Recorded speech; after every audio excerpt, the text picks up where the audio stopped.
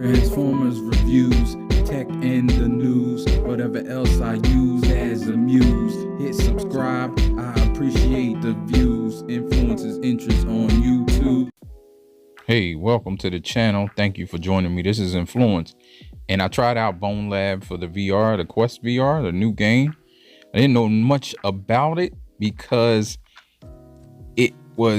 I didn't play Boneworks, which is what it comes from,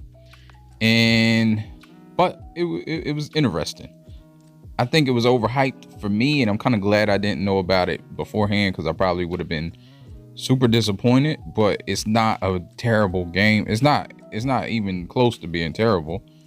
I'm just saying I think the hype of it was crazy. I can't say spoilers may be in this. However, I understand the nuance of this game, the physics, and how it could change VR and why it was so hyped. So let's get into that. I was just playing around here because I'm just in it, and you can see like your body, and you actually have feet. There's not many video games where you have legs and a whole body to look down to. There's a few, but most of the time it's just your arms or whatever.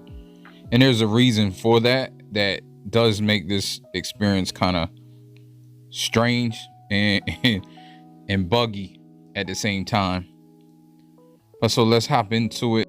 So after you get your stats correct, it just pushes you into the game. And I know a lot of people did not like that because there were no instructions, but I think that's part of the charm of the game. You're supposed to try to figure stuff out. Right here, I'm just doing stuff just because it's a new game. I'm just trying to get the physics together, and I was trying to figure out what you needed to do.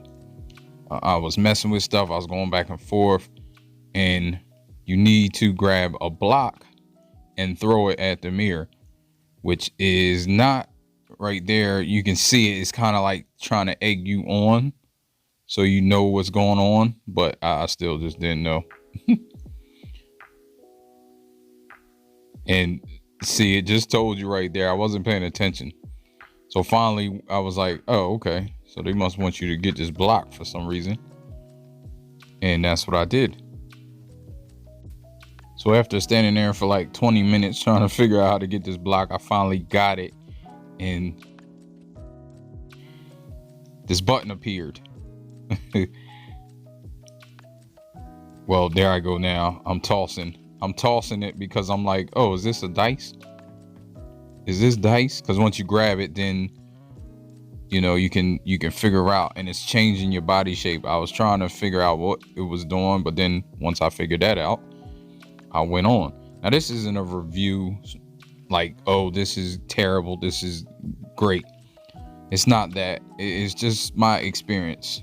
I'm going to go through some of my experience with the game.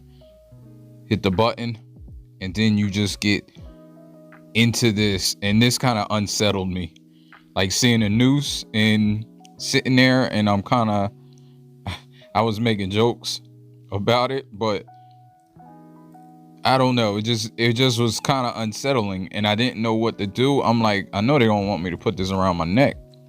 I don't think I want to do this. Then I started climbing up the rope because I'm like, maybe I can climb out of here. And I started getting a taste of the physics, and I realized why people were overhyping this. I can't even say overhyping it. I can understand people's hype because of the fact that there's not a lot of games that are free like this, which is not super totally free, which is one of my problems I had. So finally I was like, well, I'm not gonna be able to get anywhere unless I do put the noose on my neck. And then you just get thrust into this situation that was super unsettling for me. And you're standing on this platform, and obviously you have a noose around your neck, and there's a hole, and people are standing around like about to do the deed. It was just a strange feeling. And then these swords start falling, so I'm panicking now because I'm like, I'm not letting it hang me. So I grab the rope and hold on for dear life, is what I would do anyway. And now I'm trying to swing to get this knife, which I don't know why it just appeared when I grabbed the rope. So I guess that's what I was supposed to do. So moving along the game, you don't really get instructions again. So you're just trying out stuff, but you do get little like tips, and you can feel the physics of the game, and you start to understand how this world moves, kind of like the real world. And you definitely, I was breaking stuff. I had to use two hands. You had to hit it harder in order for it to break.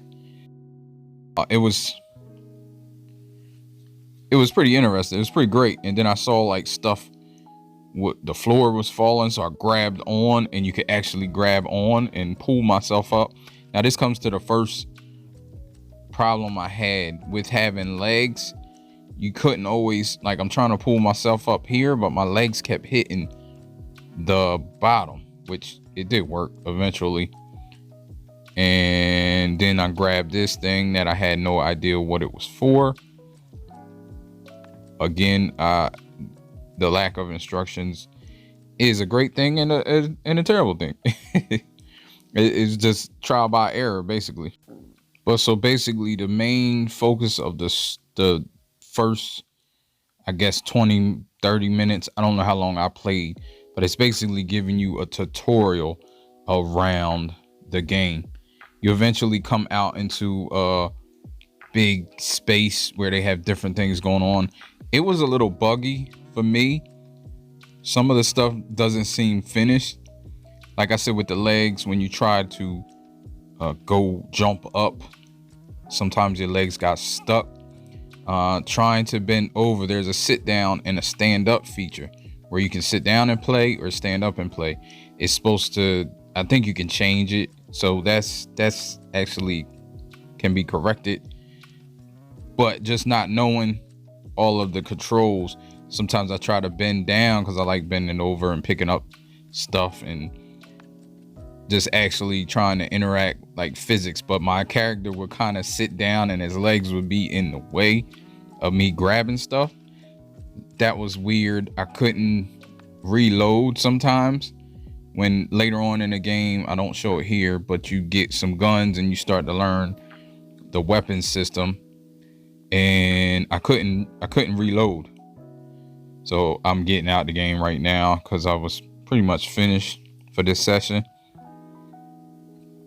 But all in all, I think it has great potential, and I know it was ported from PC VR, so that can be why some of the issues were. So in conclusion, I understand why so many people had this game on their top of their list, and the fact that they didn't know it was coming was even better. But I can say that it had a lot of bugs for me that I didn't really like the reloading of the guns, and I had to restart, and sometimes stuff got frozen and my knees wouldn't work right. And it was just a few things that didn't seem like a polished game. Again, I understand that this was a feat in order to get this game of this depth to be a standalone piece, or not PC. That's the point. It came from PC VR originally, but to be on the Quest standalone, I understand there's a lot of sacrifices that need to be made for that. So I definitely see the potential, and I'm not crapping on the game or the developers. Again, I think they'll patch it. I think they'll continue to work on it. I think things will continue to be added. I know the sandboxy nature of it and the campaigns are a lot, and there's a lot of stuff there, a lot to do. I'm probably like 5% into the game, which I understand that. I'm not even a piece in the game, so I may give a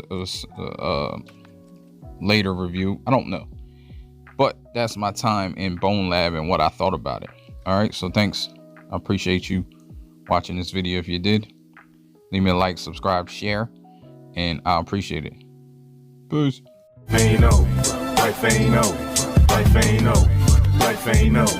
long as you alive, you can give another try and take it real high if you want.